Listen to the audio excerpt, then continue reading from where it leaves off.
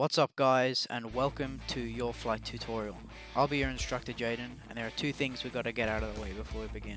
Firstly, anyone that goes to JB Academy is getting scammed, and secondly, let's fly a plane. First thing you should know are the flight controls. On your left we have the thrust lever or the throttle lever. Push down to gain thrust and pull up to reduce the thrust. There are 20 increments on the lever to help you gauge your thrust levels, and you should never need full thrust. Second thing you'll need are the rudder pedals. These pedals are very important for the maneuverability of your aircraft. They give you much more control over rolling motions like the banking turn that I will be demonstrating later in this video. Finally is your aircraft joystick. Simply, it helps you maneuver the pitch, roll and yaw of the aircraft.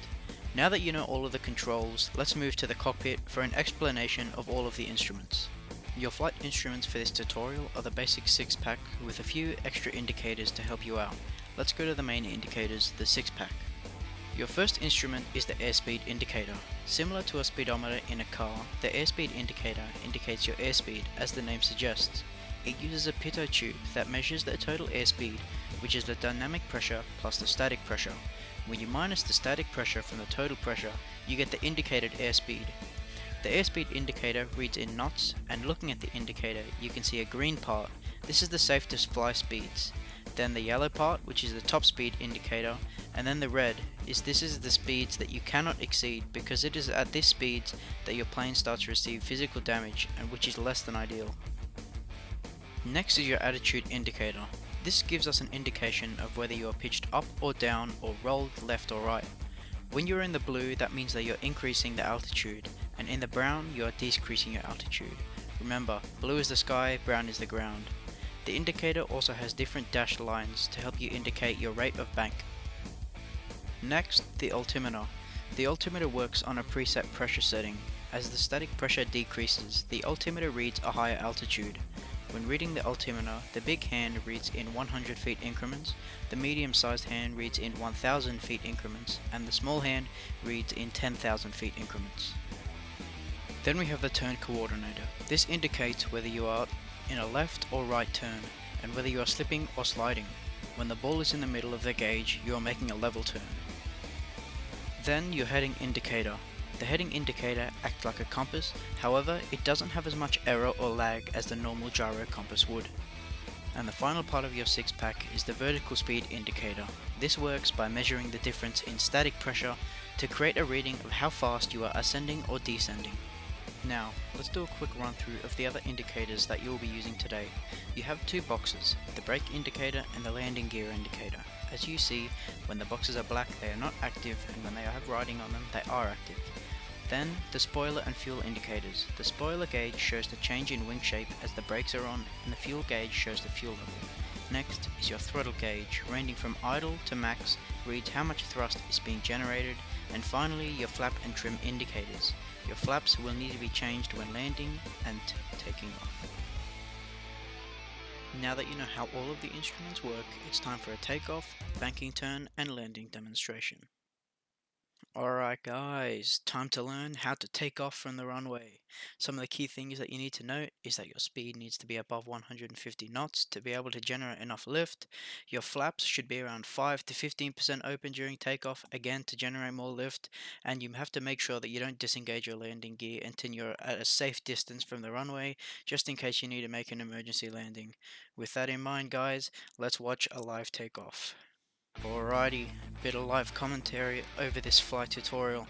So first thing, you push down the thrust, and then if you look at your thrust gauge, it shouldn't be at max because that's not necessary as we spoke about earlier. Now if you look over to your airspeed indicator, you should see it going up. You should wait until that's at about 150, around there. If you look at the flaps indicator right now, you can see it's at about 25%, which is more than enough for this. Now we want to be looking at our attitude indicator, and we can see it's going into the blue because we're going into the blue and into the sky. And as we wait, as we gain more thrust and more lift, we have takeoff. It's as simple as that. Now you can see, look at the altimeter, you can see that it's going up because there's a change in air pressure and we're increasing our altitude.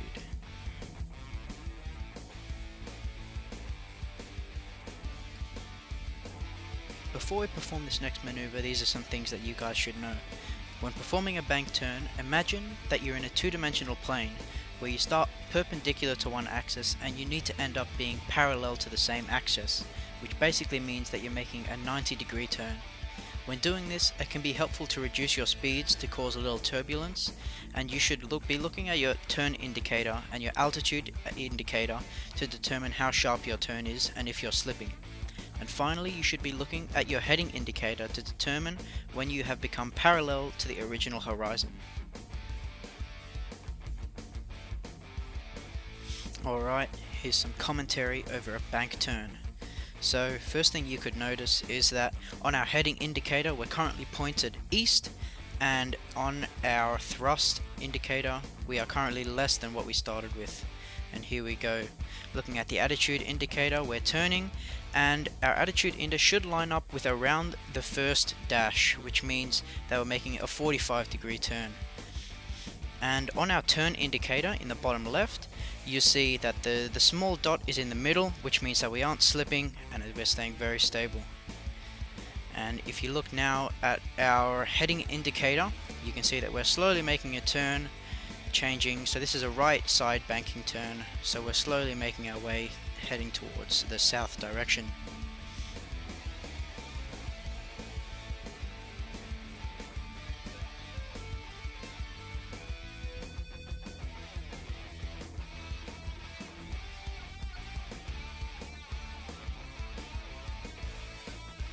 Now as we approach, we slowly move our trigger back towards a level plane as we are approaching the south on the heading indicator.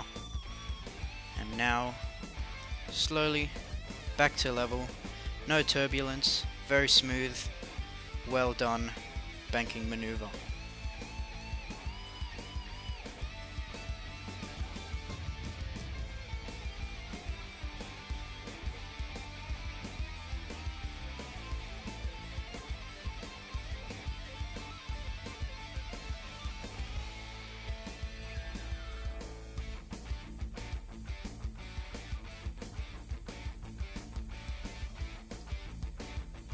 Now for the final maneuver, we will be landing the plane. The more difficult out of the three, but you can do it. Some of the things that you should look out for when landing is your thrust indicator should be idle, your flaps should be down, your airspeed indicator should read less than 200 knots, and as you approach the landing strip, your attitude indicator should show that your nose of the plane is pointed upwards. You also need to deploy your landing gear well before you land, and also turn on your air brakes before touching down on the runway. Final demonstration. Here, as you can see from our thrust indicator, we're on idle at the moment. On our attitude indicator, we're on the ground, going to the ground. As you can see as well from our heading indicator, should be stable. And yeah, our flaps, as you can see now, are going down. As we are approaching the ground, our airspeed indicator is at around 450 right now. But as we get closer to the runway and we pull up, that will decrease. And there you can see our brakes just got engaged, as well as our landing gear. Now as we approach, we're steady, we're slowly pointing our noses back up to the horizontal, just getting ourselves in line. There is a bit of turbulence at this point, as there is a lot of small intricate maneuvering. And as you can see now, our airspeed indicator is getting closer to that 200 point that we need. Our altitude indicator is going down to near zero now. We are flat, and look at our attitude indicator now. We point up as we're getting closer, and we are down. There we go. Now just a few last minute adjustments to keep ourselves on the runway. Our idle, our speed is decreasing at a solid rate. We should make it before the runway for a steady, safe landing.